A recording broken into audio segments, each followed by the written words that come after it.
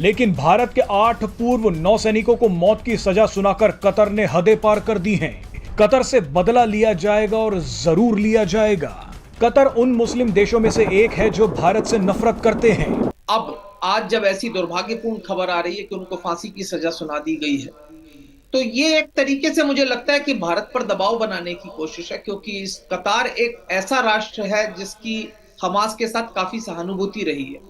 सिर्फ हमास के साथ ही नहीं, बल्कि अन्य कट्टरपंथी संगठनों के साथ भी काफी हद तक रही है, चाहे हिजबुल्लाह हो या पहले तालिबान का ऑफिस भी कतार में ही था। बता दें कि इन अधिकारियों में 3 रिटायर्ड कैप्टन, 4 कमांडर और 1 नाविक शामिल हैं। ये सभी लोग रिटायरमेंट के बाद कतर की एक निजी कंपनी में काम कर रहे थे। ये कंपनी कतर की नौसेना को ट्रेनिंग देती है। ट्रेनिंग के अलावा ये कंपनी कतर की नौसेना को अन्य सेवाएं भी प्रदान करती है। इस कंपनी का मालिक ओमान वायु सेना का एक रिटायर्ड स्क्वाड्रन लीडर था। कतर ने बिना किसी सबूत के ये बोल दिया कि भारत के ये पूर्व अधिकारी इजराइल के लिए जासूसी कर रहे थे। 8 ऑफिसर्स अरेस्ट हुए थे, इंडियन नेवी के रिटायर्ड ऑफिसर्स थे, उनको जो सजा सुनाई गई है डेथ सेंटेंस की। साल 25 अक्टूबर को एक महिला ने सोशल मीडिया पर लिखा कि कतर ने भारत के 8 पूर्व नौसैनिकों को गैरकानूनी तरीके से गिरफ्तार कर लिया। महिला ने कहा कि इन 8 पूर्व नौसैनिकों ने भारत की सेवा की है। इनमें से कईयों को तो मेडल तक मिले हैं, लेकिन कतर की सरकार ने इन्हें चुपचाप उठा लिया। अपने ट्वीट में इस महिला ने प्रधानमंत्री नरेंद्र मोदी को भी टैग किया था।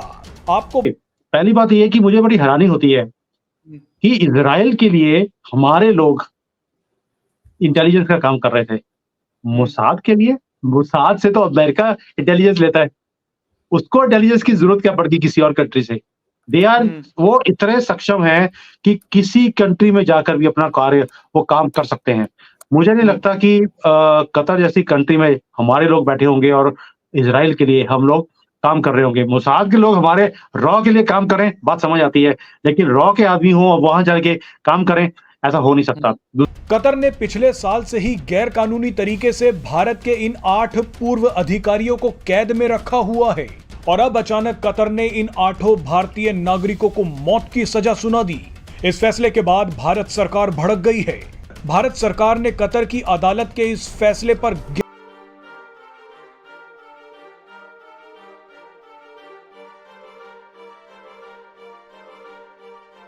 फांसी तो हमारा दुश्मन पाकिस्तान नहीं दे पाया, जो कुलभूषण जाधव को। We have ample of options, ठीक है। हम लोग उधर भी जा सकते हैं, इंटरनेशनल कोर्ट ऑफ जस्टिस भी जा सकते हैं, लेकिन मुझे नहीं लगता ये ऑप्शन यूज किया जाएगा, क्योंकि कतर कोई ऐसा हमारा दुश्मन भी नहीं है। लेकिन हाँ, कतर ने जो काम किया है ये बड़ा एक इस तरीके का ट्रायल था जो कि कैंगरू कोर्ट भी नहीं करती है। उन्होंने अंदर ही अंदर ट्रायल कर दिया और बताया तक नहीं, पहली चीज। दूसरी कि अगस्त 2022 से ही कतर ने भारतीय नौसेना के 8 पूर्व अधिकारियों को बंधक बना रखा है। कतर ने इन पूर्व अधिकारियों पर जासूसी का आरोप लगाया था। हैरानी की बात देखिए कि कतर ने ना तो कोई सबूत दिया और ना ही कोई बयान दिया।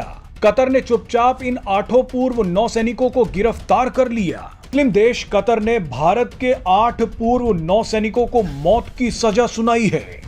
भारत ने कहा है कि इस फैसले को चुनौती दी जाएगी।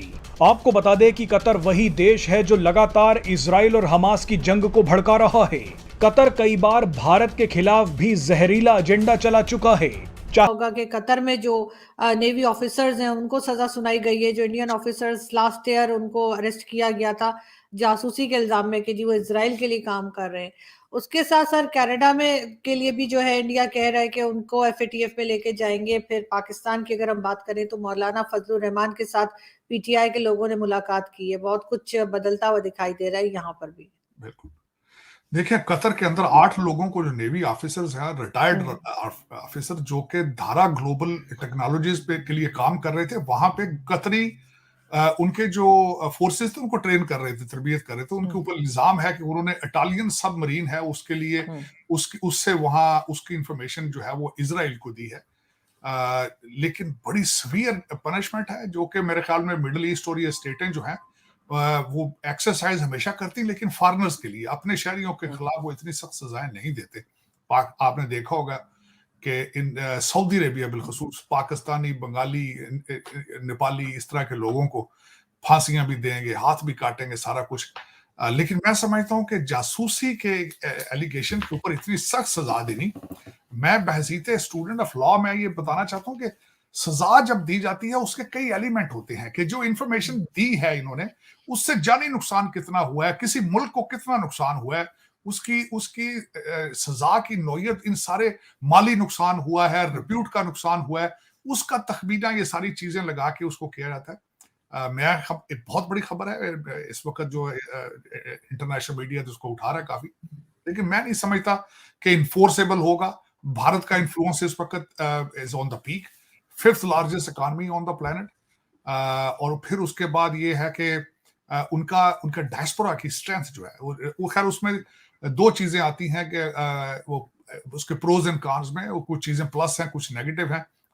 कतर के अंदर भी बहुत ज्यादा भारतीय काम करते हैं, तो उसका जब आप उनसे चीजें नेगोशिएट करते हैं, स्ट्रेंथ भी होती है, वीकनेस भी होती है कि अगर कल कोई ये हमारे लोगों को वहां से निकालें तो फिर क्या होगा। लेकिन मैं नहीं समझता कि वहां तक चीजें जाएंगी, क्योंकि आपने देखा होगा कि कनाडा के साथ जब दोनों कंट्री एक दूसरे के आमने सामने आए तो जस्टिन ट्रूडो को भी कहना पड़ गया था कि 5th लार्जेस्ट इकोनॉमी, और भारत का रोल ड्यू टू द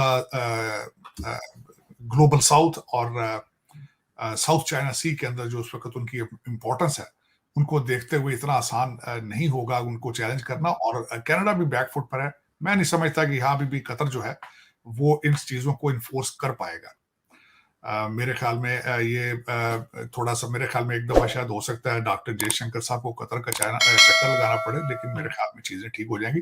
यहाँ पे ये मेंशन भी करना जरूरी होगा कि 7 जो मिडिल ईस्ट स्टेटें हैं उन्होंने मोदी साहब को हाईएस्ट सिविलियन अवार्ड दे रखे हैं उन्होंने, और जो भारतीय डायस्पोरा है उसका इन कंट्रीज के अंदर, कतर के अंदर, यूएई के अंदर, बहरीन के अंदर उनका बड़ा इन्फ्लुएंस है, बिजनेस है, उनके टेक्नोक्रेट हैं।